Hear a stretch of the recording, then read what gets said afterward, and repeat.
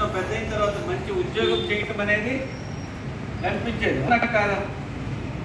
ఈ కనిపించే దాంట్లో మార్పు రావాలి అంటే కనిపించని దాంట్లో మార్పు రావాలి. అంటే రూట్స్లో మార్పు వస్తే చెప్పండి, రూట్స్లో మార్పు వస్తుంది. కాబట్టి మనము ముందు దేని మీద వర్క్ చేయాలి? రూట్స్లో వర్క్ చేయాలి. రూట్స్లో వర్క్ చేయటం అంటే ఫస్ట్ మన థాట్స్ ఎలా ఉన్నాయో చూడాలి. మనకు రోజుకు 60,000 ఆలోచనలు వస్తాయంటమ్మా, ఒకదాని తర్వాత ఒకటి ఆలోచనలు వస్తూనే ఉంటాయి, అవునా కదా? ఈ ఆలోచనల్ని మనం గమనించాం. పాజిటివ్ ఆలోచనలు ఉంటాయి, నెగిటివ్ ఆలోచనలు ఉంటాయి, పనికొచ్చే ఆలోచనలు ఉంటాయి, పనికిమాలిన ఆలోచనలు ఉంటాయి. మన ఆలోచనల్ని మన ఫీలింగ్స్ దాన్ని చేస్తాయి. ఫీలింగ్స్ ఆలోచనల కంటే కొంచెం స్ట్రాంగ్గా ఉంటాయి. ఫీలింగ్స్ని బట్టి యాక్షన్ ఉంటుంది.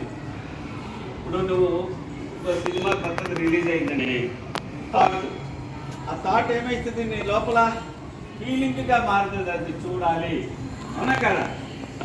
ఆ ప్రభాస్ సినిమా వచ్చింది, కల్కి చాలా ఖర్చు పెట్టి తీశారంట, చాలా బాగుందంట, ఫ్రెండ్స్ చెప్తాడు, ఆలోచన మొదలైంది. అది లోపలికి వెళ్ళి ఏమైతుంది, ఫీలింగ్గా మారిపోయింది. ఫీలింగ్ దేనికి దారితీస్తుంది? యాక్షన్. అమ్మ నేను సినిమాకి వెళ్తాను, రేపు సెకండ్ సాటర్డే హాలిడే కదా, నేను ఇలా అని చెప్పేసి మెల్లగా ఇంట్లో మొదలు పెడతారా లేదా? అది యాక్షన్కి మారితీస్తుంది.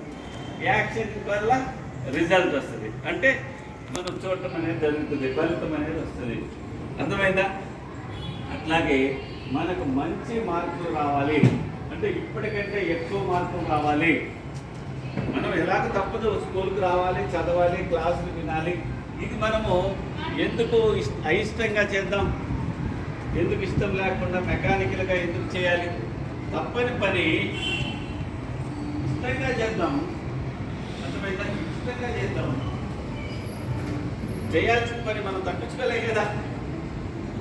చదువు లేకపోతే మన బ్రతుకు పెద్ద సున్నా అన్నాడండి ఒక వ్యక్తి, అవునా కాదు? ఈ రోజున అంతే కదా, చదువు లేకపోతే మన బ్రతుకు పెద్ద సున్నా. అంతేకాదు ఇవాళ మీకే కాదు, చదువు పెద్దవాళ్ళకి అందరికీ ఉంది. ఎందుకంటే ఇవాళ నాలెడ్జ్ చాలా ఫాస్ట్గా మారిపోతూ ఉంది, టెక్నాలజీ ఫాస్ట్గా మారిపోతూ ఉంది. ఇవాళ మరి డాక్టర్స్ మరి పాత సర్జరీస్ పోయినాయి, ఇప్పుడు కొత్తగా రోబోలతోనే సర్జరీ చేపిస్తున్నారు. మరి వాటిని ఉపయోగించడం నేర్చుకోకపోతే ఎప్పుడో పాత పుస్తకాల్లో, ఇప్పుడు వాళ్ళు ఇంతకుముందు మా ఫ్రెండ్ ఒక ఆయనకి బైక్ మీద పోతుంటే ఇక్కడ భుజం దగ్గర ఎముక ఇరిగింది. పాత రోజుల్లో అయితే సర్జన్ దగ్గర పోతే ఏం చేసేవాళ్ళు, ఇక్కడంతా కట్ చేసేవాళ్ళు, ఇక్కడి నుంచి ఇక్కడ దాకా కట్ చేసి ఆ మజిల్ అంతా ఓపెన్ చేసి ఆ బోర్డుకి స్క్రూలు వేసి పెద్ద దట్టంగా ఆయన చొక్కా ఇప్పేస్తే ఇక్కడి నుంచి పెద్ద డాట్ కనిపించేది, అవునా కాదు?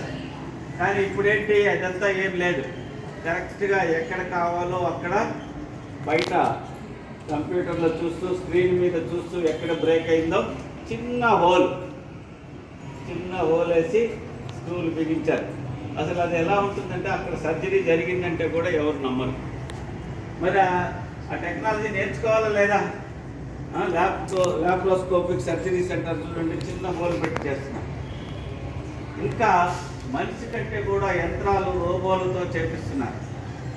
ఎక్కడో వేరే దేశంలో ఒక గొప్ప డాక్టర్ ఉంటే, ఇప్పుడు అమితాబ్ బచ్చన్కి ఒకసారి ఒక సినిమా షూటింగ్లో వీళ్ళను కడుపులో ఒక గుద్దుతాడు, కానీ ఈయన తప్పించుకోవాలి. కానీ తప్పించుకోలేకపోవటం వల్ల బలమైన గాయమైపోయి పొట్టలో పేగులన్నీ పాడైపోతాయి. అప్పుడు జపాన్ నుండి, అమెరికా నుండి, చాలా విదేశాల నుంచి డాక్టర్స్ వచ్చారు ఆయన బతికించడం కోసం. అమితాబ్ బచ్చన్ పేరు విన్నారా? మరి చాలామంది డాక్టర్స్ వచ్చి కోట్లు ఖర్చు పెట్టి విమానాల్లో తీసుకొచ్చి ఆయన ఇంకా మంచి వైద్యం వేసి ఇప్పుడు మనకు చాలామంది ఉన్నారు. అయితే ఇదే ఈ రోజుల్లో అయితే ఆ డాక్టర్ అక్కడి నుంచి రావక్కర్లేదు, ఆయన ఆ దేశంలోనే ఉండి ఆర్టిఫిషియల్ ఇంటెలిజెన్స్ ద్వారా ఇతనికి ఏం జరిగింది, ఏముందో అక్కడి నుంచి చూసి అక్కడి నుంచే వైద్యము ఆపరేట్ చేయగలుగుతారు. ఇక్కడ డాక్టర్లకు సలహాలు ఇచ్చి అతను వచ్చి ఎలా చేస్తాడో రాకుండా కూడా అలా చేయొచ్చు అనమాట. మరి ఇలా టెక్నాలజీ ఒకవైపు డెవలప్ అవుతూ ఉంటే మనకు వచ్చింది చాలు, మనకు చదువు అయిపోయింది అనుకునే పరిస్థితి ఉందా చెప్పండి? లేదు కదా. కాబట్టి మనము లైఫ్ లాంగ్ లెర్నర్స్గా మారాలము. లైఫ్ లాంగ్ లెర్నర్స్ అంటే జీవితకాలం చచ్చేదాకా నేర్చుకుంటూనే ఉండాలి, అవునా కదా. ఇంకా మీ జనరేషన్ వచ్చేటప్పటికి, మీరు కాలేజీలకు వచ్చేటప్పటికి ఇంకా ఫాస్ట్గా టెక్నాలజీ డెవలప్ అవుతుంది. ఒక ఛాలెంజ్, నిన్న నేను ఒక వీడియో చూశాను. సుందర్ పిచ్చై అనే పేరు విన్నారా? మన అందరూ ఆయనకి ఇన్స్పిరేషన్ అన్నమాట. ఎందుకంటే ఆయన జీతం కొన్ని వందల వేల కోట్లు ఉంటుంది సంవత్సరానికి. మరి అటువంటి పొజిషన్లో అప్పుడు ఆయన్ని ఉద్యోగంలో నుంచి పీకేయబోతున్నారు. ఈ కారణాల వల్ల అని చెప్తున్నారు.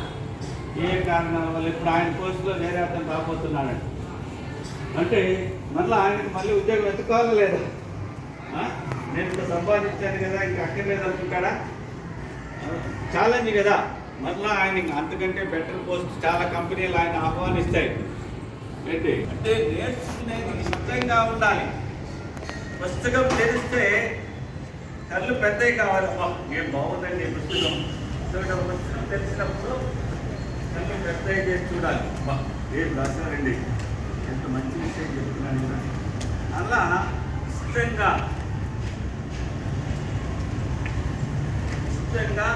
చూడటం మనం అలవాటు చేసుకోవాలి. చదువు దానంతా అదే వస్తుంది.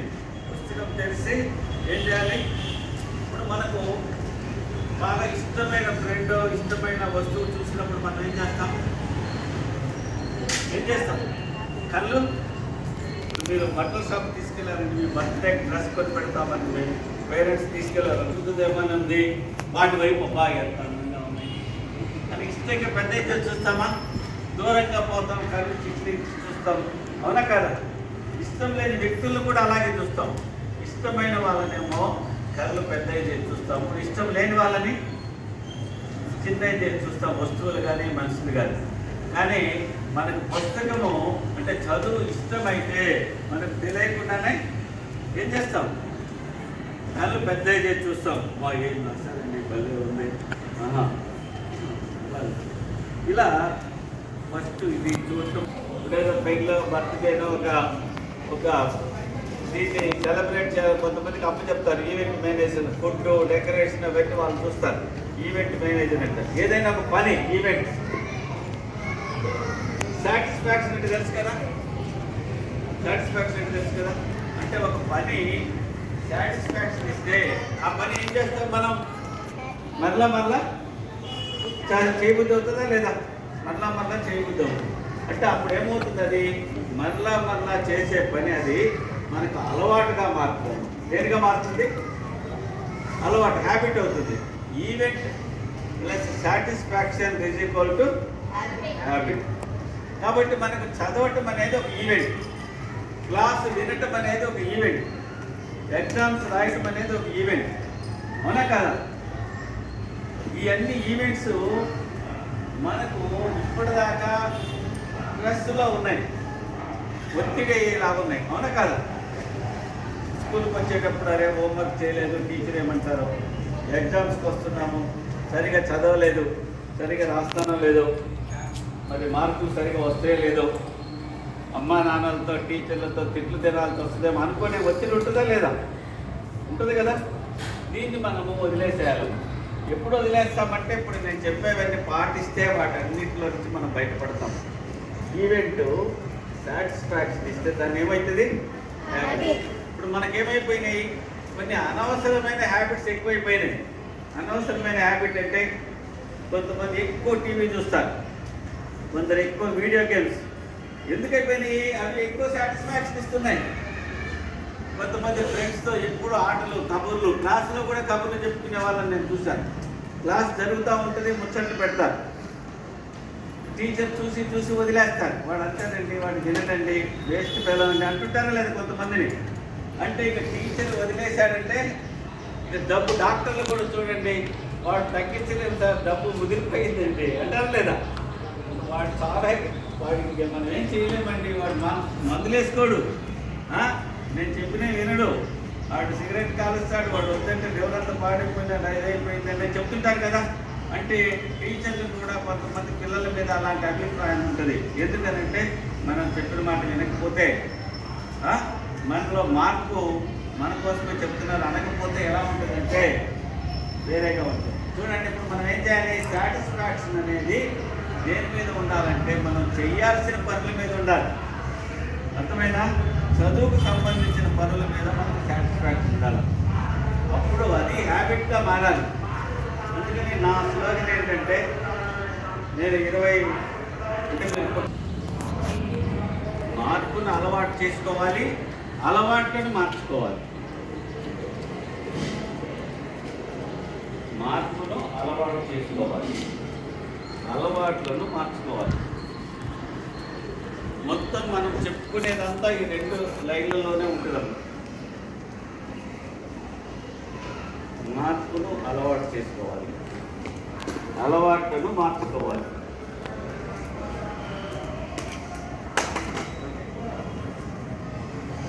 మీలో ఎవరైనా ఒకరు లేచి ఈ 2 గురించి మీకేమర్థమైందో చెప్పండి. ఎవరైనా ఈ 2 ఏమర్థమైంది? లాగొస్తున్నారా? కాదు కదా, అలాంటి ఏం లేవు కదా. ఏముంటాయి? లే మేడం చెప్పేటప్పుడు మేడం చెప్పేసి శ్రద్ధగా ఎక్సలెంట్ మాట్లాడటం ఆపాలా. అది మేడం చెప్పిన వర్క్ ఆ రోజుల్లో అదే ఎక్సలెంట్ ఎక్సలెంట్. మామిడి చెట్టు వస్తుంది, దాంట్లోనే ఉంటుంది. కాకపోతే దానికి సరైన భూమి, వాతావరణం అన్నీ కలిసి కావాలి. అప్పుడు ఆయన చెప్పాడు కదా, ఏం మానుకోవాలో, ఏం అలవాటు చేసుకోవాలో ఇంకొకటి చెప్పండి. ఇటు ఉన్న వాళ్ళు చెప్పండి, ఏం అలవాటు చేసుకోవాలి కొత్తగా. ఎవరున్నప్పుడు చెప్పండి, ఏం మంచి అలవాటు చెప్పాను కదా. మార్పును అలవాటు చేసుకోండి, అలవాట్లను మార్చుకోండి. ఏ అలవాటు మార్చుకోవాలో డిపెండెంట్ జస్ట్ వచ్చి చెప్పాడు. ఇప్పుడు ఏమి మార్పును అలవాటు చేసుకోవాలి. ఇప్పుడు ఈ రోజు నుంచి మనం కొత్తగా ఏమి మార్పులున్నాయి అంటే ఏమి అలవాట్లు చేసుకోవాలి చెప్పండి. ఎంతమంది నిద్ర లేవరో ఇప్పుడు చేయట్లేదు. ఉదయం నిద్ర లేపితే కానీ నేను లేవలేనండి అనే వాళ్ళు చేయట్లేదు. ఇది చాలా ప్రమాదకరమైన అలవాటు. చేతులు తెచ్చండి, చాలా మందికి ఉంది. ఇది చాలా ప్రమాదకరమైన అలవాటు. మీ మార్పులు తగ్గడానికి ఈ అలవాటు కూడా చాలా కారణం. ఎందుకంటే నిద్రపోయే ముందు 1 గంట సేపు టీవీ చూస్తే అది 6 గంటలు చూసినట్టు. 1 గంట సేపు టీవీ చూస్తే ఎన్ని గంటలు చూసినట్టు? రజనీకాంత్ ఒక డైలాగ్ ఉంది, ఒక్కసారి చెప్తే 100 సార్లు చెప్పినట్టు అంటాడు. ఏ సినిమాలో? అందులో ఎగ్జామ్స్ పెట్టాలి, బ్రహ్మాండంగా రాస్తాడు. కాబట్టి నిద్రపోయే ముందు ఏం చేయాలి? ఈ అలవాటు మార్చుకోవాలి. నిద్రపోయే ముందు టీవీ చూసే అలవాటు ఉంటే దాన్ని మీరు రాసుకోండి, అవన్నీ మార్చుకోవాలి. నిద్రపోయే ముందు ఏం చేయాలంటే చదువుకొని దాని గురించి ఆలోచిస్తూ పడుకోండి. అది కూడా మీకు ఏ సబ్జెక్టులో తక్కువ మార్కులు వస్తున్నాయో, కష్టంగా ఉన్న సబ్జెక్టు ఎంచుకోండి ఎక్కువసార్లు. అప్పుడు ఏమవుతుందంటే నిద్రలో కూడా ఇదిగో మన బ్రెయిన్ ఎప్పుడు పెట్టుకోవాలి. నిద్రలో కూడా మన బ్రెయిన్ పనిచేస్తుంది, అర్థమైందా? అది నిద్రపోదు. మనము ఏదైతే దానికి నిద్రపోయే ముందు ఫీడింగ్ ఇస్తామో ఆలోచనలతో అవే కళ్ళు వస్తాయి, అవే కళ్ళు వస్తాయి. లేచిన తర్వాత కూడా అవే గుర్తొస్తాయి. అంటే నిద్రకు కూడా మనం చదువుకు అనుకూలంగా మార్చుకోవచ్చమ్మా. ఇది చాలా ముఖ్యం. కాబట్టి నిద్రపోయి చేయాల్సింది చదువుకొని దాని గురించి ఆలోచిస్తూ పడుకోవాలి. తర్వాత త్వరలో మన స్కూల్ నుండి మీ పేరెంట్స్కి మీరు పాటించాల్సినవి, వాళ్ళు పాటించాల్సినవి ఒక లిస్టు, మీరు పాటించాల్సినవి ఒక 10, పేరెంట్స్ పాటించాల్సినవి ఒక 10 పంపించాలి అంటున్నాం. త్వరలో వస్తాయి. అది కొంచెం డిజైన్ చేయించి పేరెంట్స్ పాటించాల్సినవి కూడా 10 చెప్తాను, వాళ్ళకి చెప్తాను. చాలామంది పేరెంట్స్ తరచుగా చులకనగా మాట్లాడతారు పిల్లల్ని. అరే మొద్దు, దరిద్రుడా, పనికి మాలినవాడా, నువ్వు మారవు, నువ్వు ఇంతే, నువ్వు బాగుపడవు, ఎన్నిసార్లు చెప్పినా నీకు మాట వినే లక్షణం లేదు, ఎప్పుడు ఆటలే. ఎంతమంది పేరెంట్స్ అంటుంటారు, చేతులు ఎత్తండి ఇలాంటి మాటలు. పదాలు వేరు కావచ్చు. మనము ఎవరైనా ఇంటికి వస్తే మనల్ని తక్కువ చేసి మాట్లాడటం, మా వాడు వేస్ట్ పిల్ల అండి, వాడు ఇచ్చారండి అని కొద్దిగా మాట్లాడుతుంటారు. మేము త్వరలో దీని మీద నేను సార్తో ఒక పుస్తకమే తెప్పించాం సింగపూర్ నుంచి. పిల్లల్ని ఎప్పుడు కూడా ఇలా మాట్లాడితే వాళ్ళ జీవితంలో మారరు. ఇప్పుడు పెద్ద మర్రి చెట్టు ఉంటే తెలుసు కదా, మర్రి చెట్టుని బోనసాయ వృక్షాలు అంటే తెలుసా, ఇంతుంటాయి బోనసాయ అంటారు. అంటే ఆ మర్రి చెట్టు కట్ చేస్తారు, అల్లివేరు కట్ చేస్తారు, ఇంక పెరగడానికి ఉండదు. చిన్నప్పటి నుంచి దాన్ని ఏం చేస్తారంటే పైన ఎదగకుండా ట్రిమ్ చేస్తుంటారు. ఇక్కడ మంగాదేవి గారని వెంకటేశ్వర బాలకుండేది, ఆమె చాలా బోనసాయలు పెంచుతుంటారు. చాలామందికి హాబీ అనమాట. కాయలు కూడా కాస్తాయి. ఇప్పుడు మామిడి చెట్టు కూడా మనము బోనసాయిగా మార్చొచ్చు, ఏ చెట్టు అయినా మార్చొచ్చు అనమాట. అది ఇంతే ఉంటుంది. పెద్ద చెట్టుకు ఉండే లక్షణాలన్నీ ఉంటాయి. మర్రి చెట్టు కూడా ఊడలు ఉంటాయి, చిన్న చిన్న కాయలు లాంటివి ఉంటాయి, అన్నీ ఉంటాయి. మర్రి చెట్టే ఉంటుంది కానీ ఇంతే ఉంటుంది. మనం టేబుల్ మీద పెట్టుకోవచ్చు. అట్లాగే చాలా మంది మనుషులు కూడా మరుగుజ్జులుగా మారుతారు, వెతుకుతారు కానీ ఇక్కడ ఎదగరు. 6 అడుగులు ఉంటారు, పెద్దవాళ్ళే అందరిలాగానే ఉంటారు కానీ మరుగుజ్జులుగా అంటే ఇక్కడ లోపల ఎదగటం లేకపోతే కారణం ఏంటంటే మనకు పుట్టుకతో లేదది. మన చుట్టూ ఉన్న వాళ్ళు మనల్ని మరుగుజ్జులుగా చేస్తారు. అందులో పేరెంట్స్ కావచ్చు, ఇంకెవరుంటారు, టీచర్స్ కావచ్చు, నైబర్స్ కావచ్చు, మత పెద్దలు కావచ్చు కదా. మత పెద్దలు ఏమంటారు కొంతమంది, నువ్వు ఏ జన్మలో పాపం చేసుకున్నారా, ఈ జన్మ నీకు ఇలా దరిద్రంగా ఉంది అంటారు. అంటుంటారు లేదా, కొంతమంది బోధిస్తుంటారు. మనం పూర్వజన్మలో ఏదో పాపం చేసుకుంటే మనకి ఈ జన్మలో కర్మలు పీడిస్తాయి అంటారు. అవి ఏమీ ఉండవు. మనం చేసే పనులే మనకు ఫలితాలు ఇస్తాయి. ఎన్ఎల్పి అనేది ఏంటంటే రీప్రోగ్రామింగ్ చేసుకోవచ్చు. మన భవిష్యత్తుని, మన ఆలోచనల్ని మనకు రీప్రోగ్రామింగ్ చేసుకోవటం అనేది ఇందులో చాలా గొప్ప విషయం. ఇప్పుడు మనము క్లాస్లో ఎలా వినాలో చెప్తాం.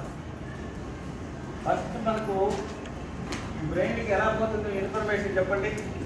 బ్రెయిన్ ఇన్ఫర్మేషన్ వస్తుంది కదా, దేని జరుగుతుంది పోతుంది. ఒకటి చూడటం, చదవటం, వాసన చూడటం కూడా తెలుస్తుంది కదా, రుచి చూడటం, టచ్, స్పర్శ ద్వారా, వీటన్నిటి ద్వారా మనకి ఇన్ఫర్మేషన్ బ్రెయిన్కి అందుతూ ఉంటుంది. అయితే చదువులో వాసన చూడటానికి, రుచి చూడటానికి పెద్ద పాత్ర లేదు. 3 ద్వారా మనం నేర్చుకుంటాం.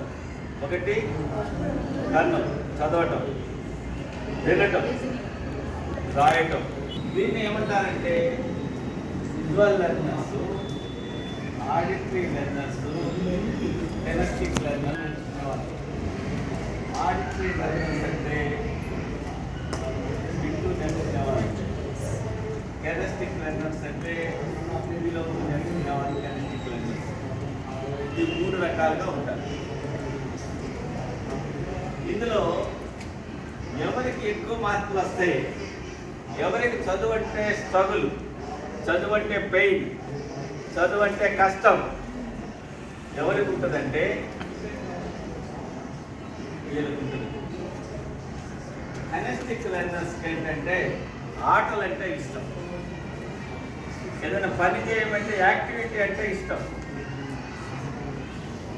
నలుగురితో కలిసి పని చేయమంటే బ్రహ్మాండంగా చేస్తారు. వీళ్ళు దేనికైనా డీప్గా ఫీల్ అవుతారు. ఎవరికైనా పక్క వాళ్ళకి బాధున్నా వీళ్ళు ఫీల్ అవుతారు.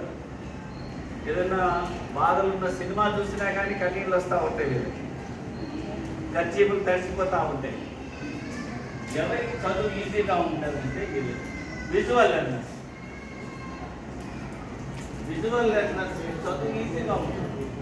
వాళ్ళు టాపర్స్గా ఉంటారు. ఇప్పుడు మీరు మన స్కూల్కి లోపలికి వస్తుంటే కొన్ని ఫోటోలు ఉంటాయి చూడండి. లాస్ట్ ఇయర్ 10th క్లాస్లో మంచి మార్కులు వచ్చిన వాళ్ళు ఉన్నాయి కదా, వాళ్ళందరూ ఎవరంటే విజువల్ లెర్నర్స్. అంటే మన బ్రెయిన్ బొమ్మల రూపంలో నేర్చుకుంటుంది, పిక్చర్స్లో నేర్చుకుంటుంది.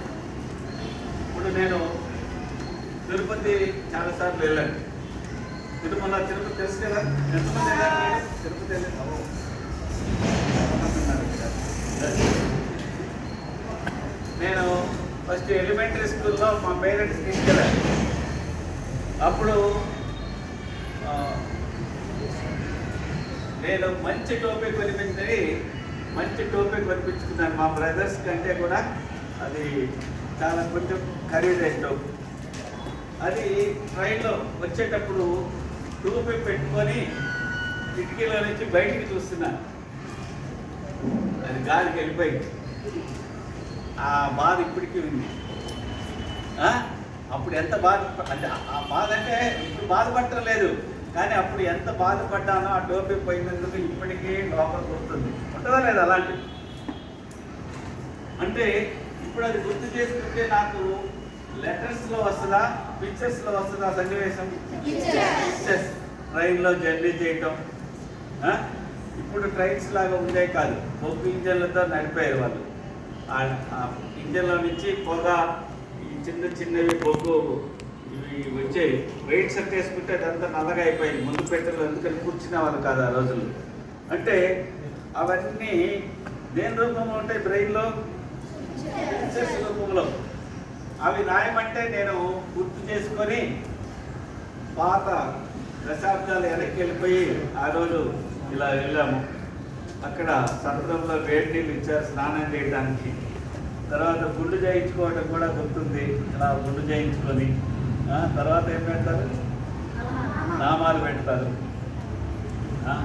తర్వాత తిరుపతి లడ్డు కొనుక్కోవడం, ప్రసాదాలు తినటం, ఇంటి దగ్గర నుంచి పులిహార లాంటివి ఏవో తీసుకెళ్ళడం, ఇవన్నీ కూడా పిక్చర్స్ రూపంలో అందరికీ. అంటే ఏ సన్నివేశం చెప్పినా మీరు ఏదైనా టూర్ వెళ్ళారనుకోండి, ఒక పిక్నిక్ వెళ్ళారనుకోండి, దాన్ని తిరిగి రాయమంటే ఏం చేస్తారు? ఏ రూపంలో గుర్తొస్తాయి? పిక్చర్స్ రూపంలో. అయితే కొంతమందికి పిక్చర్స్ బాగా వస్తాయి, కొంతమందికి సహజంగానే పిక్చర్స్లోకి. అబ్దుల్ కలాం గారు ఉన్నారు, ఆయన విజువల్ అన్నారు, అర్థమైందా? అందుకని ఆయన కళలు కనండి సాకారం చేసుకోండి అంటుంటారు. పిక్చర్స్ రూపంలో మార్చుకునే వాళ్ళకి చదువు ఈజీగా ఉంటుంది. అంటే టీచర్ అలా చెప్తా ఉంటే వాళ్ళు అలా బుర్రలోకి వెళ్ళిపోతూ ఉంటాయి, పిక్చర్స్లోకి మారి ఉంటాయి. వాటిని చక్కగా గుర్తుపెట్టుకొని మరలా పిక్చర్స్ని వర్డ్స్లోకి మార్చుకొని రాసేస్తాడు. అందుకనే వాళ్ళు టాపర్స్గా ఉంటారు. కాబట్టి మీలో ఎంతమంది టాపర్స్గా ఉండాలనుకుంటున్నారు? చేతులెత్తండి. అందరికీ ఉందా? నిజంగానే పూర్తిగా. ఓకే, అందరికీ ఉందా? సీక్రెట్ చెప్తా మీకు, నిజంగా. ఇక మధ్యలో వీళ్ళున్నారు చూసారా, వీళ్ళు ఏంటంటే వీళ్ళకంటే పర్వాలేదు, వీళ్ళకంటే తక్కువ, వీళ్ళకంటే విజువల్ కంటే తక్కువ, కెనెస్టిక్ కంటే కొంచెం పర్వాలేదు. అంటే మధ్యస్థంగా వస్తాయి వీళ్ళకి మార్కులు. మరీ ఎక్కువ రావు, మరీ తక్కువ రావు. వీళ్ళకైతే మాత్రం బాగా తక్కువ వస్తుంటాయి. ఆ వచ్చే మార్కులు కూడా చాలా కష్టపడాల్సి వస్తుంటుంది. రోజు తింటుంటారు ఇంట్లో చదువు మీదనే. ఇంట్లో నుంచి పారిపోయే వాళ్ళు చాలామంది వీళ్ళు. మా గురువు గారు మన్నవ గిరిధర్రావు గారు అని గుంటూరు హిందూ కాలేజీలో లెక్చరర్, చాలా గొప్ప ఆయన. చాలా పుస్తకాలు రాశారు, స్కూల్ పుస్తకాలు, కాలేజీ పుస్తకాలు కాకుండా బయట పుస్తకాలు. నేను మొదట చదివింది ఆయన పుస్తకాలు. కాంతి రేఖలు అని, చిన్న స్టోరీస్, మంచి సందర్భాలు, మణిపూసలు అని, పనికొచ్చే కథలు అని చాలా అద్భుతమైన పుస్తకాలు రాశారు ఆయన. ఎమ్మెల్సీగా చేశారు. ఆయన కథల్లో నుంచి ఒక చిన్న ఎగ్జాంపుల్ చెప్తా. ఆయన నాతో చాలా క్లాస్ అయిపోగానే నేను ఆయన టేబుల్ దగ్గరికి వెళ్ళేవాడిని. రోజు ఏదో ఒక డౌట్ అడిగేవాడిని. అవినీతి ఎలా పోతుంది, లంచగొట్టితనం ఎలా పోతుంది ఒకరోజు అడిగేవాడిని. ఒకరోజు ఏమన్నానంటే, సార్ మనిషి చనిపోయిన తర్వాత ఏమవుతాడని నేను అడిగాను. ఓపికగా సమాధానం చెప్పేవాళ్ళు. అంతటా వదిలేయలేదు. ఇంటి దగ్గర నుంచి లెటర్స్ రాసేవాడిని. ఒకసారి ఇట్లాగే ఈ అటవీ అధికారులు మా ఊళ్ళో ఇవి గొర్రెలు ఇవన్నీ పట్టుకొని వాళ్ళ మీద కేసులు పెట్టి వాళ్ళకి లంచాలు ఇవన్నీ మా ఇంటి దగ్గరే మీటింగ్ లాగా జరిగింది. దాని మీద నేను ఆవేశంతో ఒక పెద్ద ఉత్తరం రాశాను ఆయన. ఇలా జరిగిందండి, ఇలాంటి పోవాలంటే ఏం చేయాలి. ఆయన నాకు రిప్లై ఇచ్చారు, ఏంటో తెలుసా, ఎక్కువ ఆలోచించి ఆరోగ్యం పాటు చేసుకోవాలి, సింపుల్గా ఇచ్చారు ఆయన. అయితే ఆయన ఒకసారి నేను ఒక 4-5 రోజులు కాలేజీకి వెళ్ళక నోట్స్ రాసుకోలేదు. ఆయన నోట్స్ చెప్పేవాళ్ళు, సార్ మీ పుస్తకం ఇవ్వండి నేను రాసుకొని ఇస్తానంటే ఆయన ఏమన్నారంటే, నేను ఇంటికి ఇవ్వను, నువ్వు రోజు వచ్చి మా ఇంటి దగ్గర వచ్చి కూర్చొని రాసుకోమన్నారు. సరే అలాగే చేశాను. ఆయన ఎందుకు చెప్తున్నానంటే, అంత పెద్ద ఆయన ఒకరోజు పేపర్లో ప్రకటన వచ్చింది, నాయన వాళ్ళ అబ్బాయి తప్పిపోవడం అంటే ఇంట్లో నుంచి పారిపోయాడు, నాయన నువ్వు ఎక్కడున్నా మీ అమ్మ దిగులతో మంచం ఉంది, నువ్వు ఎక్కడున్నా తిరిగిరా అని ప్రకటన. ఇప్పుడైతే టీవీలో వచ్చిన వీళ్ళకి గ్యాప్ వస్తేనే కదా ఊరికే సరదాగా పారిపోతారా అంటే, తర్వాత ఏమైందో నాకు తెలియదు, చెప్తున్నా.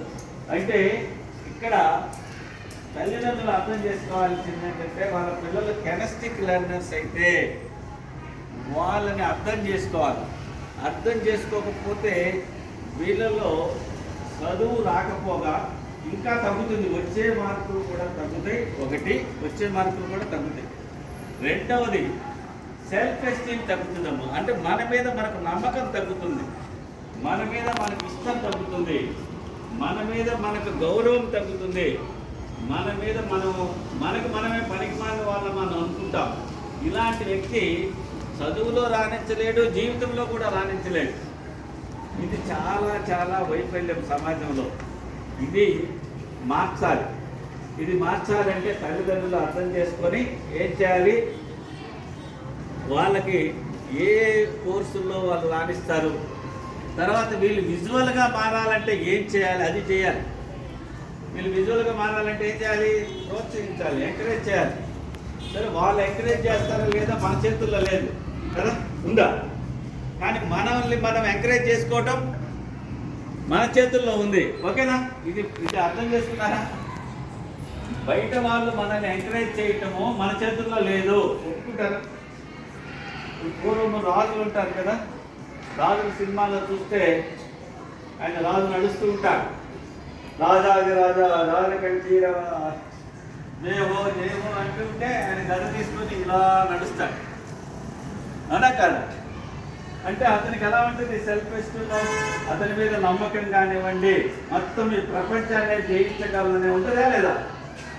పెద్ద పెద్ద వాళ్ళంతా పొలిటీషియన్, వాళ్ళు పట్టే కొంతమంది పొగిడే వాళ్ళని పెట్టుకుంటారు, పొగిడే వాళ్ళు చేస్తారు, నెక్స్ట్ సీఎం మీరేనండి. పవన్ కళ్యాణ్ పక్కన కొంతమంది ఉంటారు, సార్ ఇప్పుడే డిప్యూటీ సీఎంఏ సార్, మీరు నెక్స్ట్ సీఎం మీరే అంటే ఆయన కాదు అందు నవ్వుకుంటుంటాడు.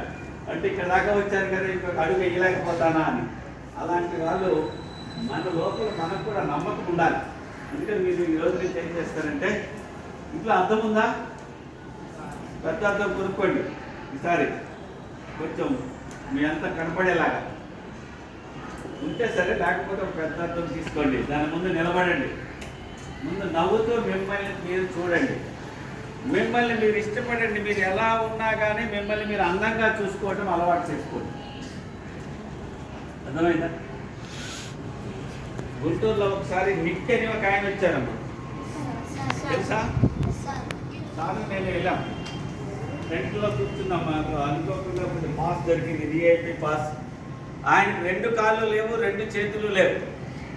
ఆయనకు ఒక 10 మంది ఉంటారు స్టాఫ్ అసిస్టెంట్స్, వాళ్ళందరూ అలా తీసుకొచ్చి బ్రహ్మానందరెడ్డి స్టేడియం అంటే తెలుసు కదా, క్రికెట్ ఆడే స్టేడియం ఎంత పెద్దగా ఉంటుంది, అంత పెద్ద స్టేడియము ఆ చిన్న వ్యక్తి, కాళ్ళు చేతులు లేని వ్యక్తిని చూడటానికి నిండిపోయారు. అన్ని ఇంజనీరింగ్ కాలేజీల నుంచి పెద్ద పెద్ద వాళ్ళు అందరూ వచ్చారు, ఎక్కేసిపోయింది. ఆయన మరి అంత స్థాయికి ఎలా వెళ్ళగలిగాడంటే, ఆయన నేను పనికిమాలిన వాడిని అనుకోకపోవటం వల్ల. ఆయన పుస్తకం రాశారు, no arms, no legs, no worries. మనకేంటంటే అన్నీ వర్రీసే కదా. కాబట్టి ముందు మనం కూడా ఏంటంటే అర్థం ముందు నిలబడి ఒక్కసారి మిమ్మల్ని మీరు పాజిటివ్గా చూసుకోండి. నేను చెప్పినట్టు అనండి, ఐ ఆమ్ ఓకే. చెప్పండి, ఐ ఆమ్ ఓకే. రాసుకుంటూ చెప్పండి. I am okay. ఇందులో చాలా అర్థాలు ఉంటాయి. ఐఆమ్ ఓకే అంటే పొట్టిగా ఉన్నారు, ఐఆమ్ ఓకే అనుకోండి. పొడవుగా బాగా చెప్తుందంటే ఐఆమ్ ఓకే. నల్లగా ఉన్నారు అయినా ఐఆమ్ ఓకే. తెల్లగా ఉన్నారు ఐఆమ్ ఓకే. అర్థమైందా? ఎలా ఉన్నా ఏమనుకోవాలి? Okay. I am okay. I like myself. I like my self. మిమ్మల్ని మీరు ఇష్టపడుతున్నారు. ఇంకొక సీక్రెట్ ఏంటో తెలుసా? మిమ్మల్ని మీరు ఇష్టపడితే బయట వాళ్ళు కూడా మిమ్మల్ని ఇష్టపడతారు. మిమ్మల్ని మీరే ఆశ్రయించుకుంటున్నారు అనుకోండి, మిమ్మల్ని మీకు మీరే నచ్చట్లేదు అనుకోండి, బయట వాళ్ళు నచ్చుతారా మీరు? కాబట్టి I am okay. I like myself. I love my work. I love my work. మీ పనిని మీరు ప్రేమించాలి. ఇప్పుడు విద్యార్థులు కాబట్టి మీరు చదువుని ప్రేమించాలి. I love my work. I am a confident learner. I am a confident learner.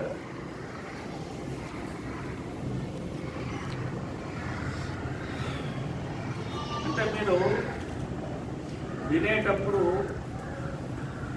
కాన్ఫిడెంట్గా ఉండాలి. ఇది నాకు అర్థమవుతుంది, ఇది నేను నేర్చుకోగలను అనుకోవాలి. చదివేటప్పుడు ఇది నాకు అర్థమవుతుంది, ఇది నాకు గుర్తుంటుంది, ఇలా పాజిటివ్గా మీరు సెల్ఫ్ సజెషన్స్ అంటారు. ఏమంటారు?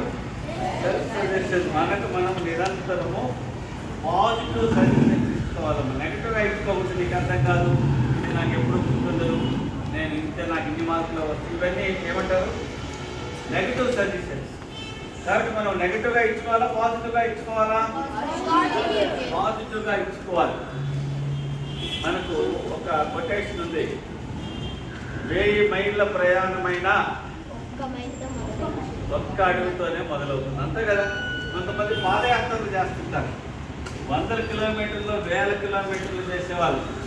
ఒక ఆయన చాలా దేశాలు, ఆయన చాలా బుక్స్ రాశారు. ఇండియా కాదు, చాలా దేశాలు పాదయాత్ర చేశారు ఆయన. ఆయన వైజాగ్లో ఉంటారు. ఆయన ఒక ఇంటర్వ్యూలో అడిగారు, ఏమని, మరి కొన్ని దేశాలకు మరి నడవడానికి కుదరదు కదా, అంటే విమానాల్లో వెళ్ళాలి కదా సముద్రం దాటి, మరి మీకు డబ్బులు ఎక్కడి నుంచి వస్తాయండి అంటే ఆయన ఏం చెప్పాడు తెలుసా? నేను బెగ్గింగ్ చేస్తానన్నాడు. ఎట్లా? ఆన్లైన్లో. ఏమని? నేను ప్రపంచమంతా తిరగటం, పాదయాత్ర చేయటం నా లక్ష్యం. ఇప్పుడు నేను పలానా దేశంలో ఉన్నాను, ఇక్కడి నుంచి నాకు ఇంకొక దేశం వెళ్ళాలి, నాకు ఇంత ఖర్చు అవుతుంది అని ఆన్లైన్లో ఆయన పోస్ట్ పెడతాడంట. దాతలు ఉంటారు కదా, చాలామంది డబ్బులున్న వాళ్ళు ఉంటారు.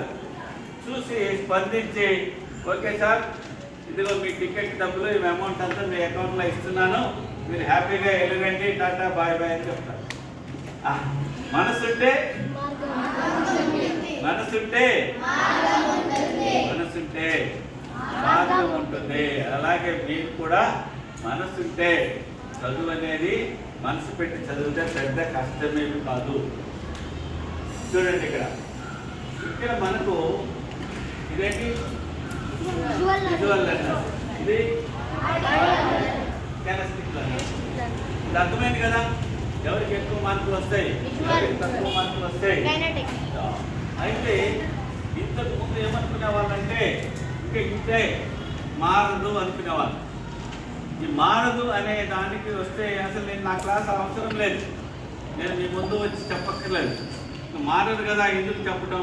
కానీ ఈ జబ్బు తగ్గే జబ్బే, దీనికి మందు ఉంది. అర్థమైతే? కొన్ని జబ్బులకి మందు ఉండదు అంటారు, కొన్ని జబ్బులకి మందు ఉంటుంది. ఇవాళ ఎయిడ్స్ కూడా మందులు వచ్చినాయి, తెలుసు కదా మీకు? ఇవాళ ఇంతకుముందు ఒకప్పుడు ఇది ఉండేది, టీబీ అంటారు. టీబీ విన్నారా పేరు? టీబీ అంటే ఒకప్పుడు బ్రహ్మాండంగా గవర్నమెంటే ఉచితంగా మందులు ఇస్తుంది, హాయిగా పూర్తిగా జబ్బు తగ్గే అవకాశం ఉంటుంది. కానీ కొంతమంది నాకు బాగా తెలిసిన వాళ్ళే టీబీతో చనిపోయారు. కారణం ఏంటంటే మందు లేక కాదు, మందులు వేసుకోక చనిపోయారు. ఓకే, ఇప్పుడు దీనికి మందు ఏంటంటే 2 మందులు ఉన్నాయి. డాక్టర్ దగ్గర పోతే 4-5 మందులు ప్రిస్క్రిప్షన్ రాస్తారు కదా. దీనికి నేను ఏం రాస్తానంటే 2 మందులు ఇమ్మంటారా? ఒక మందు ఏంటంటే 2 ప్లస్లు పెడదాం. ప్లస్ ప్లస్ ప్లస్ అంటే మల్టీ సెన్సరీ లెర్నింగ్ అంటారు.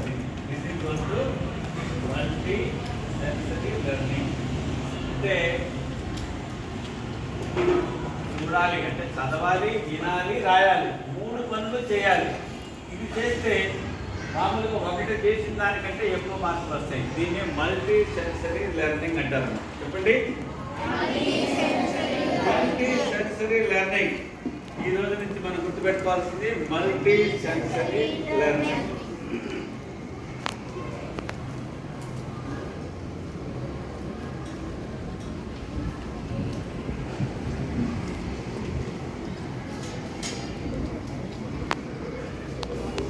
చూడండి పిల్లలు,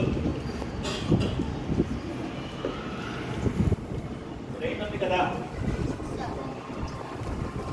బ్రెయిన్ ఎన్ని భాగాలుగా ఉంది? ఇక్కడ పైన పైన ఇక్కడ 2 parts. 2 parts ఉంది కదా. లెఫ్ట్ బ్రెయిన్,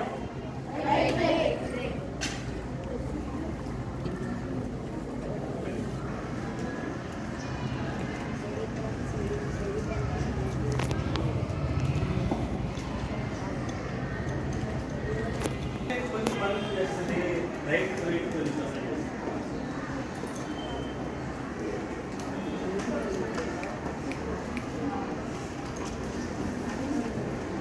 లెఫ్ట్ బ్రెయిన్ కొంచెం పనులు చేస్తుంది. Right brain. దీన్ని కాన్షియస్ మైండ్ అంటారు. లెఫ్ట్ బ్రెయిన్ అంటే కాన్షియస్ అంటే ఇప్పుడంతా కాన్షియస్గా ఉన్నాం కదా, అంటే మెలుగుతో ఉన్నప్పుడంతా లెఫ్ట్ బ్రెయిన్ ఎక్కువ పనిచేస్తుంది. ఇది సబ్ కాన్షియస్ మైండ్ పుట్టినప్పటి నుంచి చనిపోయేదాకా పనిచేస్తూనే ఉంటుంది. దీని పవర్ 10% అనుకుంటే దీని పవర్ 90% ఉంటుంది. అంటే సబ్ కాన్షియస్ మైండే ఎక్కువ పవర్. తర్వాత ఇది ఒక విషయాన్ని ముక్కలు ముక్కలుగా చూస్తుంది, పార్ట్గా చూస్తుంది. ఇది ఒక హెలికాప్టర్లో పైకి పోతుంటే అలా కిందకి చూస్తే ఎలా కనిపిస్తుంది అంతా? హెలికాప్టర్లో నుంచి గుంటూరు పైకి చూసారనుకోండి అన్ని కనిపిస్తాయి కదా. బస్ స్టాండ్ ఎక్కడుంది, రైల్వే స్టేషన్ ఎక్కడుంది, రాజధాని అమరావతి ఎక్కడుంది, అన్ని వైపులా కనిపిస్తుంది. అట్లా రైట్ బ్రెయిన్ మొత్తంగా చూస్తుంది, లెఫ్ట్ బ్రెయిన్ ఏమో ముక్కలు ముక్కలుగా చూస్తుంది. ఓకే, ఇప్పుడు మనము చూడండి, రెండుని ఉపయోగించుకోవాలా, ఒకదాన్ని ఉపయోగించుకోవాలా? బోత్. రెండుని ఉపయోగించుకోవాలి అంటే దీన్ని హోల్ బ్రెయిన్ లెర్నింగ్ అంటారు. హోల్ బ్రెయిన్ లెర్నింగ్, బ్రెయిన్ మొత్తాన్ని ఉపయోగించుకోవాలి. ఒక పక్షికి ఎన్ని రెక్కలు ఉంటాయి? 2 రెక్కలు ఉంటాయి కదా. ఒక రెక్కతో ఎగరాలంటే కష్టం, ఒకవేళ కొద్దిగా ఎగురుతుందేమో. అదే 2 రెక్కలు ఉంటే హాయిగా ఎగురుతుంది కదా. అట్లాగే మనం కూడా తెలియకుండా హాఫ్ బ్రెయినే వాడుతున్నాం, ఒక బ్రెయిన్ని మనం వాడట్లేదు, అదే రైట్ బ్రెయిన్. ఇప్పుడు రైట్ బ్రెయిన్ కూడా ఎక్కువ ఉపయోగించాలంటే మీకు ఈ రోజు నుంచి కొన్ని పనులు చేయాలి. ఏమిటి ఆ పనులు అంటే, క్లాస్ రూమ్లో కామ్గా ఉండటం. క్లాస్ రూమ్లో కాదు, వీలైనంత ఎప్పుడు కూడా రిలాక్స్. ఆడుకునేటప్పుడు తప్పితే, ఇప్పుడు ఏదైనా కల్చరల్ ప్రోగ్రామ్ అప్పుడు ఎగరండి, డ్యాన్స్ చేస్తున్నారు చప్పట్లు కొట్టండి, ఎంజాయ్ చేయండి, అప్పుడు ఉండొచ్చు. కానీ క్లాస్ రూమ్లో ఎంజాయ్ మూడ్లో ఉండకూడదు.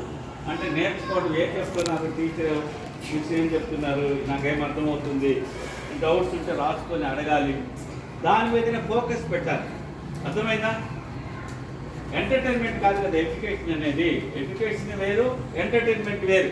మనం 2 కలపకూడదు. సినిమాకి వెళ్ళాం, విజిల్ చేయండి మీ ఇష్టం, ఎంత ఎంజాయ్ చేయగలిగితే అంత చేయొచ్చు, తప్పలేదు మీ ఏజ్ని బట్టి. కానీ క్లాస్ రూమ్లో టీచర్స్ చెప్పేటప్పుడు జోక్స్ వేసుకోవటము, టీచర్ ఏదైనా పదాలు వాడితే ఆ పదాలు పట్టుకొని వేరే అర్థాలు తీయటము చాలామంది చేస్తుంటారు. ఇలా చేయకూడదు. సూర్యుని చూపిస్తే మూర్ఖుడు ఏలు చూశాడని ఒక సామెత ఉంది. సూర్యుడు చూపిస్తే సూర్యుడిని చూడాలి, వేలు కాదు చూడాల్సింది. ఓకే, ఈ రైట్ బ్రెయిన్ లెఫ్ట్ బ్రెయిన్ మధ్యలో కార్పస్ కొలోసమ్ అని ఒక కనెక్షన్ ఉంటుంది. ఏమంటారు దీన్ని? కార్పస్ కొలోసమ్ అంటారు. ఈ కనెక్షన్ మనకి వీక్ అయిపోతూ ఉంటుంది. ఎందుకో తెలుసా? ఇప్పుడు మనకి ఎన్ని చేతులు ఉన్నాయి? 2 చేతులు ఉన్నాయి కదా. మేము ఇదేం పాపం చేసుకుంది? 2 మనయే కదా, కానీ మనం దీన్ని ఉపయోగించాం. మనకి బ్రెయిన్లో left brain right part control చేస్తుంది. బాడీలో right brain left part control చేస్తుంది.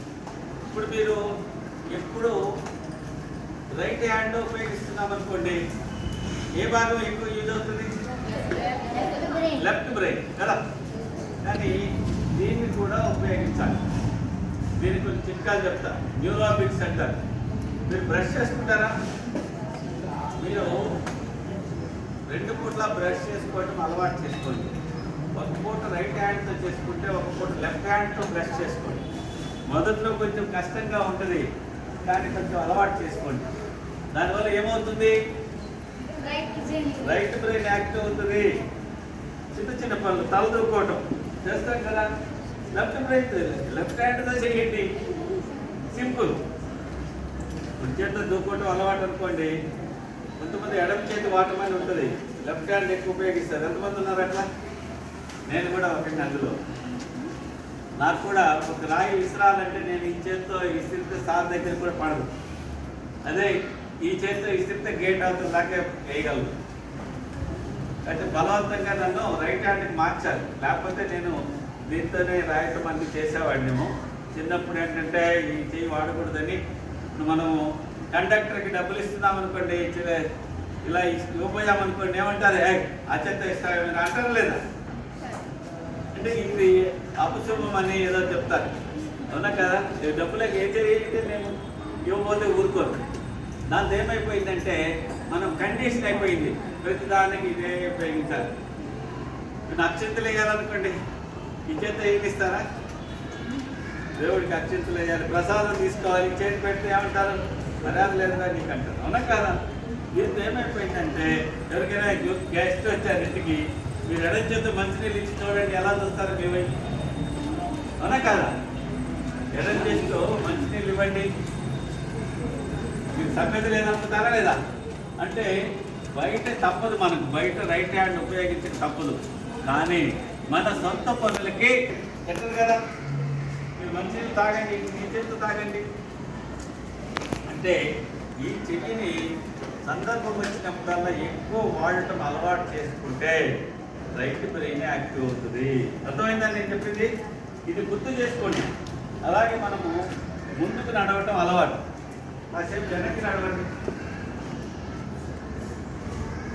కొంచెం. తర్వాత మరి ఎప్పుడు కొంత వాళ్ళని పలకరిస్తాం, కంఫర్టబుల్గా ఉంటుంది తెలిసిన వాళ్ళతో. కొత్త వాళ్ళని పలకరించండి. మీ వీధిలో ఎవరికైనా సన్మానం జరిగిందనుకోండి, పేపర్లోనో టీవీలోనో చూశారు, ఆయన ఎదురుపడ్డారు, ఆయన గుర్తించారు, కానీ ఆయనే కదా అని మీ ఫ్రెండ్స్కి చెప్పుకుంటూ వెళ్తారు. మీరిద్దరూ ఆగి, సార్ మీరు ఫలానా కదా, టీవీలో చూశానండి, లేకపోతే పేపర్లో చూశాను, మీకు అక్కడ సన్మానం జరిగింది, మీరు మా వీధిలో ఉండటము ఇంత గొప్ప వాళ్ళు, మాకు చాలా సంతోషం అన్నారు అనుకోండి. ఎవరు బాబు మీరు అంటారు లేదా? ఇంత సభ్యతగా మాట్లాడుతున్నారు, ఏ స్కూల్ అంటారు. ఇప్పుడు ఏం చెప్పాలి? స్కూల్. అప్పుడు ఆయన ఏదైనా సందర్భం వచ్చినప్పుడు ఏం చెప్తాడు? న్యూ విజన్ స్కూల్ పిల్లలు ఎంత మంచి వాళ్ళండి, నన్ను పలకరించారు, అభినందించారు, స్కూల్లో బాగా నేర్పిస్తున్నారు మంచి విషయాలు చదువుతో పాటు అని అనుకుంటారా లేదా? అవునా కాదా? అంటే మీకు తెలియకుండానే మీరు మన స్కూల్కి ఒక ప్రమోటర్స్గా మారుతున్నారు. మీ వల్లనే స్కూల్లో నలుగురు కొత్త వాళ్ళు చేరాలి అంటే ఎంటర్టైన్మెంట్ కాదు, కేవలము మిమ్మల్ని చూసి, మీ ప్రవర్తన చూసి, మీ అలవాట్లు చూసి, మీ సక్సెస్ చూసే వస్తారు, అవునా కాదా? కాబట్టి మీరు 2 భాగాలని ఉపయోగించుకోవడం నేర్చుకోవాలి.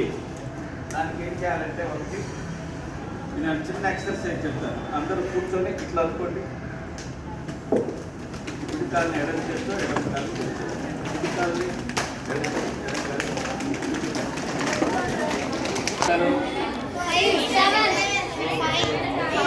ఎక్కువ పడుకుంటున్నారు.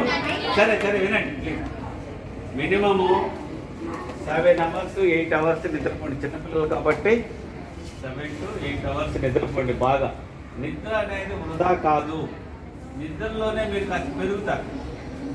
అర్థమైందా? నిద్ర బాగా పోతే రెండో రోజు బాగా క్లాస్ వింటారు, బాగా నేర్చుకుంటారు. చాలామంది ఇప్పుడు టీవీలు, వీడియో గేమ్స్లు, ఇవన్నీ కంప్యూటర్లు, స్మార్ట్ ఫోన్లు, ఆక్సిజన్. ఈ బరువు మన బాడీ వెయిట్లో 2% ఉంటుందమ్మా. దీనికి 20% ఆక్సిజన్ కావాలి. దీని బరువు ఏమో 2% బాడీ వెయిట్లో, కానీ దీనికి 20% ఆక్సిజన్ కావాలి. కానీ మనమేమో తిండికి ఇచ్చిన ఇంపార్టెన్స్ గాలికి బతకటానికి కావాల్సినంత గాలి తీసుకుంటాం. కానీ ఋషులు ఉంటారు చూడండి, మునులు ఋషులు అంటారే, వాళ్ళు తక్కువ తింటారు, ఎక్కువ ప్రాణాయామం, ఎక్కువ ఆక్సిజన్ తీసుకుంటారు. అందుకనే వాళ్ళు సన్నగా ఉంటారు, యాక్టివ్గా ఉంటారు, తక్కువ నిద్ర సరిపోతుంది. వాళ్ళు ఎంత దూరమైనా నడిచిపోతూ ఉంటారు. కాకపోతే ఎందుకు చెప్తున్నానంటే ఆక్సిజన్ ఇంపార్టెన్స్ చెప్తున్నా. ఈ రోజు నుంచి మీరు అది గుర్తించండి. బాగా డీప్ బ్రీత్ తీసుకోండి. ఇంకొకటి ఆక్సిజన్లో ఉండే ఇంకొక గొప్ప గుణం ఏంటంటే పరీక్షలప్పుడు వచ్చేటువంటి ఒత్తిడి ఉంటుంది చూసారా, స్ట్రెస్ కెమికల్స్ని న్యూట్రలైజ్ చేసి వాటిని మనకు హాని చేయకుండా చేస్తాం. అది అద్భుతమైనటువంటి ప్రయోజనం. ఇది నాకు ఒక పుస్తకంలో దొరికింది. అప్పుడు ఏంటంటే నాకు ఎంత ఆనందం వేసిందో చదివినప్పుడు. ఎందుకంటే ఒక ప్రాబ్లంకి సొల్యూషన్ దొరికింది, అది సైంటిఫిక్గా. అంటే మనకు ఎగ్జామ్ ఫియర్ ఉంటుంది కదా, ఎగ్జామ్ స్ట్రెస్లో కొన్ని హాని చేసే కెమికల్స్ బ్రెయిన్లో ప్రొడ్యూస్ అవుతాయి. ఇవి మనల్ని స్విచ్ ఆఫ్ చేస్తాయి, బ్రెయిన్ని. అంటే గుర్తు రాకుండా చేస్తాయి. కర్ణుడు తెలుసు కదా, కర్ణుడు మహాభారతంలో కర్ణుడికి ఒక శాపం ఉంటుంది. ఏమిటా శాపం అంటే బాణాలు గుర్తురావు. ఏ బాణం వేయాలి వాడికి. ఇప్పుడు వాడు బాణం వేస్తున్నాడు, మనం ఏదేస్తే గెలుస్తామనేది గుర్తురాలంట. అది ముని చెప్పించాడు. అలాగే మనకు కూడా ఈ ఒత్తిడి ఎక్కువైపోతే గుర్తురావు. ఎగ్జామ్ హాల్లో నుంచి బయటకు వచ్చినాక గుర్తు వస్తాయి. అవునా? చాలా జరుగుతుంటుందా చాలాసార్లు? మీ అందరికీ జరిగి ఉంటుంది కదా ఎప్పుడో ఒకసారి. కారణం ఏంటంటే మన బ్రెయిన్కి ఆక్సిజన్ తగ్గటం. కరెంటు పోయిందనుకోండి, ఒక 10 అంతస్తులు బిల్డింగ్ ఉంది, అపార్ట్మెంట్. కరెంటు పోతే ఎలా ఉంటాయి, అంతా అన్నీ చీకటిగా ఉంటుంది. మన బ్రెయిన్ కూడా ఆ విధంగా ఉంటుంది. ఈ రోజు నుంచి అది తెలుసుకొని బాగా ఆక్సిజన్ తీసుకోండి. ఎగ్జామ్ హాల్లో ముఖ్యంగా ఎగ్జామ్ మొదలుపెట్టే ముందు క్వశ్చన్ పేపర్ చూడక ముందే ఒక 6-7 సార్లు బాగా డీప్ బ్రీత్ తీసుకోండి. దానివల్ల మీ బ్రెయిన్కి ఆక్సిజన్ బాగా పెరిగి బాగా పనిచేస్తుంది. ఓకేనా? 1 నిద్రపోవాలి, 2 ఆక్సిజన్ బాగా తీసుకోవాలి. 3వది వాటర్, లేదా వాటర్ బాటిల్. 3వది వాటర్. మన బ్రెయిన్కి కావాల్సింది బ్రెయిన్ టానిక్ అంటా నేను. ఇది చెప్పండి. క్లాసుకు గ్లాసు నీళ్లు తాగాలి. ఈ 2 స్టేట్స్లో, తెలంగాణ 2 రాష్ట్రాల్లో ఉండే ఏ మోటివేటర్, ఫేమస్ మోటివేటర్, ఇది ఎవరి స్లోగన్ అంటే గమనం స్లోగన్ అని చెప్తారు. ప్రతి క్లాస్లో చెప్తారు. ఇప్పుడు పవన్ కళ్యాణ్ దగ్గర ఒక ఆయన ఐఏఎస్ ఉన్నారు. పేరేంటి సార్? కృష్ణకేషన్ డిపార్ట్మెంట్లో పనిచేసినప్పుడు వాటర్ బిల్ అని పెట్టారు. ఆ వాటర్ బిల్ అని పెట్టినప్పుడు నేను చాలా సంతోషించాను. అంటే ఒక స్టేట్ గవర్నమెంటే ఒక పాలసీగా చేసిందండి, ఎప్పుడో గొప్ప ఆయన అని. నేను ఒకసారి చిలకలూరుపేట మోడర్న్ స్కూల్లో క్లాస్ చెప్తూ చెప్పాను. ఆయన మస్తాన్ రావు అని ప్రిన్సిపాల్. ఆయన నవ్వాడు. ఎందుకంటే సార్ వాడు మన స్టూడెంట్ సార్, మీ క్లాసు విన్నాడు సార్ అన్నారు. అతను వాళ్ళ ఫాదర్కి నేను ఆక్యుపంచర్ చేశాను. చిలకలూరుపేటలో ఉంటారు ఆయన. చిలకలూరుపేట మోడర్న్ స్కూల్లో, హై స్కూల్లో చదువుకున్నారు. అది క్లాసుకు గ్లాస్ నీళ్ళు తాగటం ఎఫెక్ట్. దీనిలో ఎంతమంది ఒక్కడే కనిపిస్తున్నారు బాటిల్ తెచ్చుకున్న వాళ్ళు? ఎంతమంది రోజు బాటిల్ తెచ్చుకుంటున్నారు? చేతి తెచ్చండి. మిగతా వాళ్ళు కూడా వాటర్ బాటిల్ ఎప్పుడు దగ్గర ఉండాలమ్మా. వాటర్ బాటిల్ ఎప్పుడు దగ్గర ఉండాలి. తర్వాత ఉన్న వాళ్ళు ఒకసారి వాటర్ తాగండి చెప్తాను. ఇప్పుడు ఒక 4 ఎక్సర్సైజ్ కనిపిస్తాను. ఉన్నవాళ్ళు వాటర్ తాగండి. పోవద్దు, ఇప్పుడు తెచ్చుకోవద్దమ్మా ప్లీజ్, ఇప్పుడు వద్దు. తర్వాత కాలం బోన్ అని ఉంటుంది, దీని కింద ఇలా నొక్కుకోవాలి. ఇక్కడ ఒక చేయి పెట్టాలి, ఇలా బ్రేక్ మాట.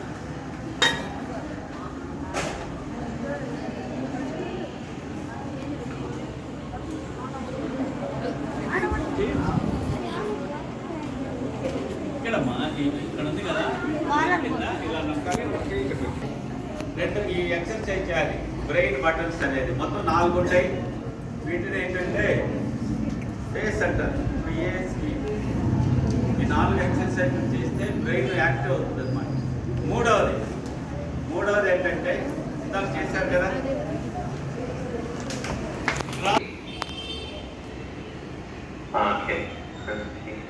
ध्यान के समय हमेशा आंखें बंद रहनी चाहिए. आंखें खुलेगी तो मन भटक जाएगा, तो आंखें बंद ही रहेगी. जो लोग ऐनक लगाते हैं वो ऐनक उतार कर ध्यान करेंगे. కళ్ళను మూసి ఉంచండి.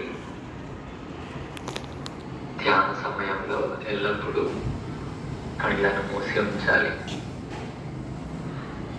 కళ్ళు తెరిస్తే మనసు పారిపోతుంది. అందుకే కళ్ళను మూసే ఉంచాలి. కళ్ళ జోడు పెట్టుకునే వాళ్ళు కళ్ళ జోడు తీసి ధ్యానం చేయాలి. मुंह भी बंद रखें. सांस मुंह से नहीं लेना है, नासिका से लेना है. నోటిని కూడా మూసి ఉంచాలి. శ్వాసను నోటి నుండి తీసుకోవద్దు, ముక్కు ద్వారా తీసుకోవాలి.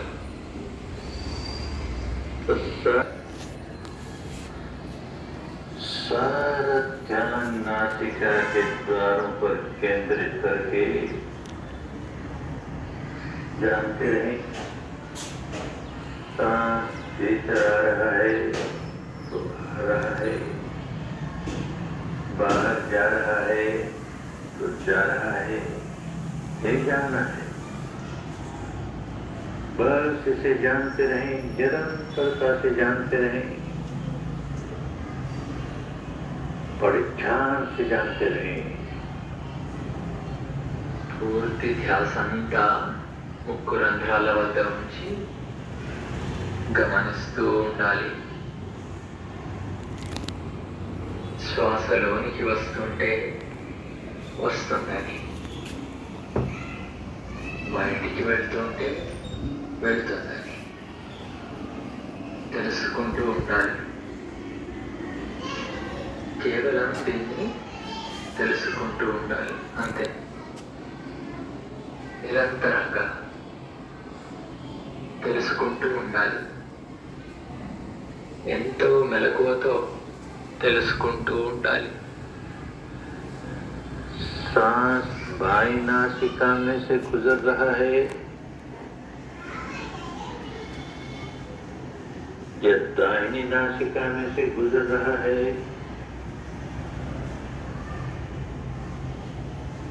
या दोनों नासिकाओं में से गुजर रहा है. बड़े ध्यान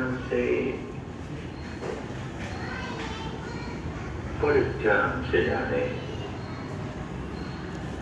శ్వాస కుడి ముక్కు రంధ్రం గుండా వెళ్తుందా లేదా ఎడమ ముక్కు రంధ్రం గుండా వెళ్తుందా లేదా రెండు ముక్కు రంధ్రాల గుండా వెళ్తుందా అని చాలా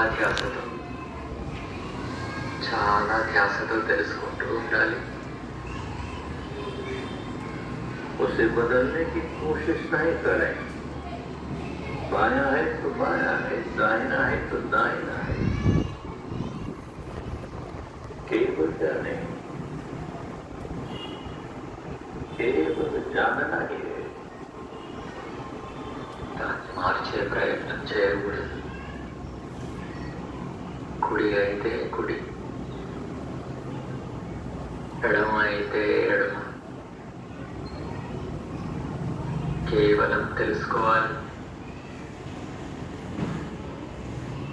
కేవలం తెలుసుకోవాలి, అంతే. सांस लंबा है, छोटा है तो छोटा है, उसे भी बदलने की कोशिश नहीं करें, केवल जानना है, केवल जानना है. శ్వాస దీర్ఘంగా ఉంటే దీర్ఘంగా ఉండని, చిన్నగా ఉంటే చిన్నగా ఉండని. దీన్ని కూడా మార్చే ప్రయత్నం చేయకూడదు, కేవలం తెలుసుకోవాలి, కేవలం తెలుసుకోవాలి. ये सांस आया, ये सांस गया, ये सांस आया, ये सांस गया. सांस से सांस पर मन लगा है, सांस से सांस पर मन लगा है. ఈ శ్వాస వస్తోంది, ఈ శ్వాస వెళ్తోంది, ఈ శ్వాస వస్తోంది, ఈ శ్వాస వెళ్తోంది. శ్వాసే. మనసంతా శ్వాస పైనే, ప్రతి శ్వాస పైన.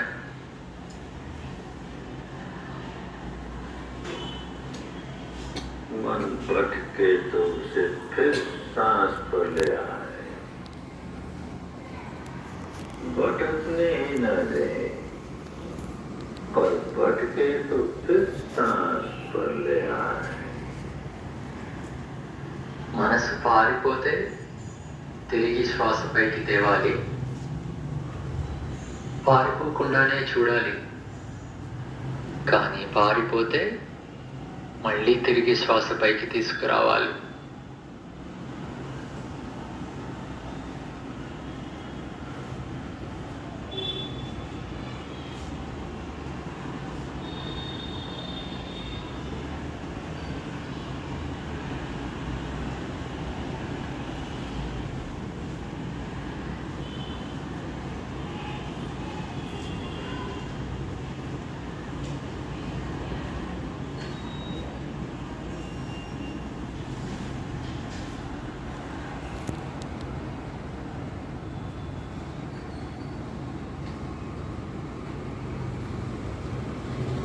मन को नाक के दरवाजों पर लगाए रखें,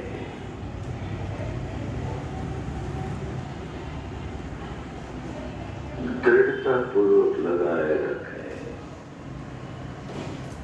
మనసును ముక్కు రంధ్రాల దగ్గర ఉంచండి, ఎంతో దృఢంగా అక్కడే ఉంచండి.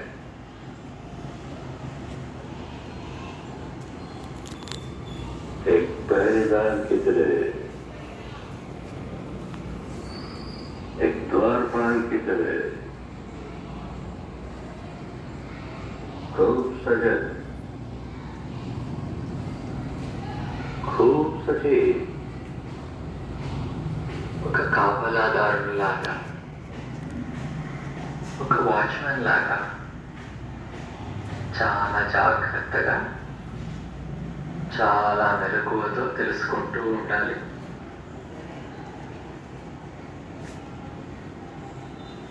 एक भी सांस बिना जानकारी के भीतर आने न पाए.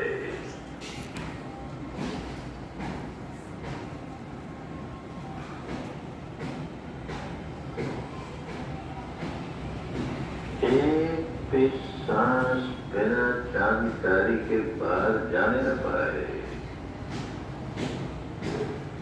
లోనికి వచ్చే ఏ ఒక్క శ్వాస కూడా తెలియకుండా ఉండకూడదు.